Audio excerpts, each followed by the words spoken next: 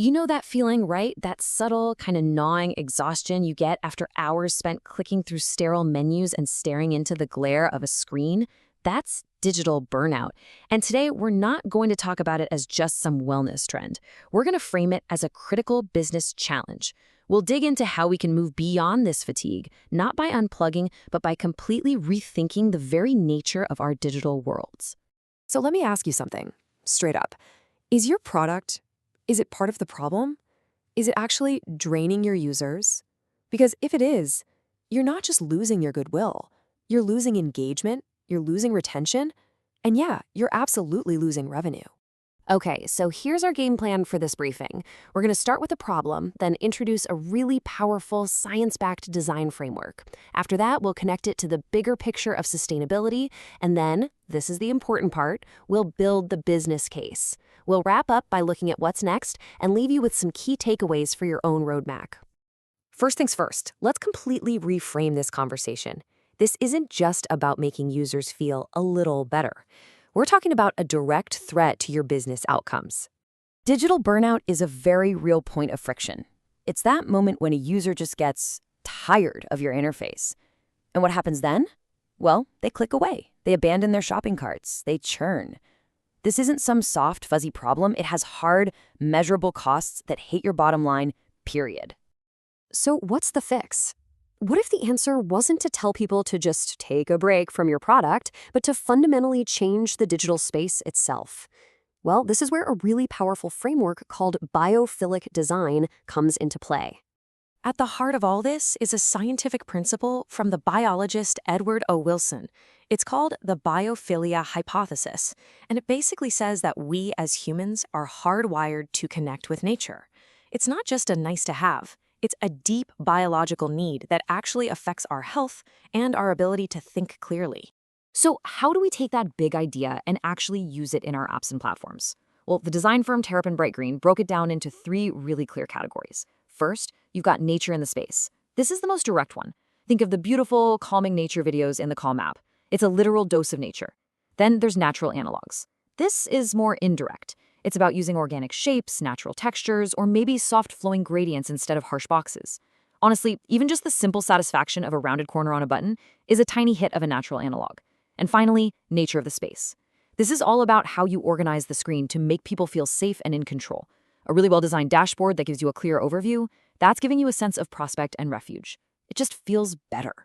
Now, this idea of biophilia, it connects perfectly with another huge concept, digital sustainability. And just like biophilia, it's an idea that's, well, often misunderstood. You know, when most of us in tech hear digital sustainability, our minds immediately jump to green hosting or how much energy our data centers are using. And look, that's definitely part of it. But it's only one piece of a much bigger. Real digital sustainability actually rests on 3 interconnected pillars. You've got the environmental one, sure, your carbon footprint, but you also have the social pillar. This is all about ethical design, accessibility, and, you guessed it, user well-being. And then there's the economic pillar, building products that are resilient, cost-effective, and built to last. Okay, so here's where the rubber meets the road. How do we connect the dots between this nature-inspired design stuff and actual sustainable business results? This is the bridge that turns a cool design idea into a real strategic advantage.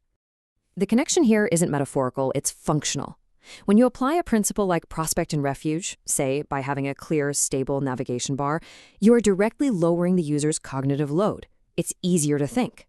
When you use natural patterns, people complete tasks faster. Why?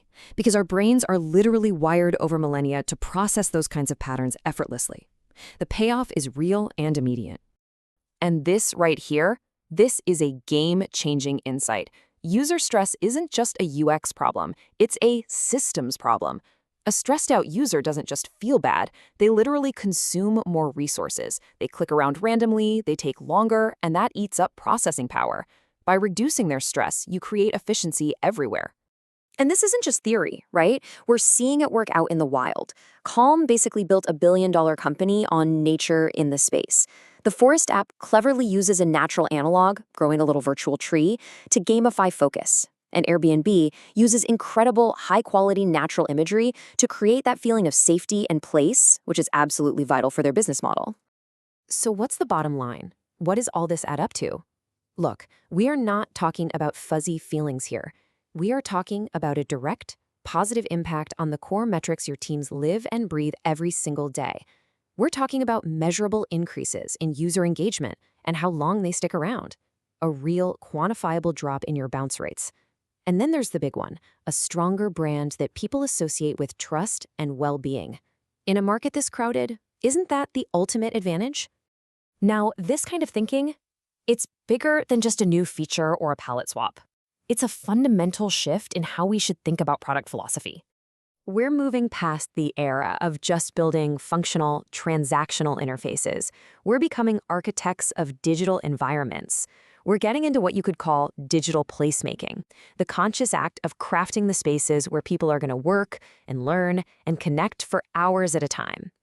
And the tech coming down the pike is going to supercharge all of this.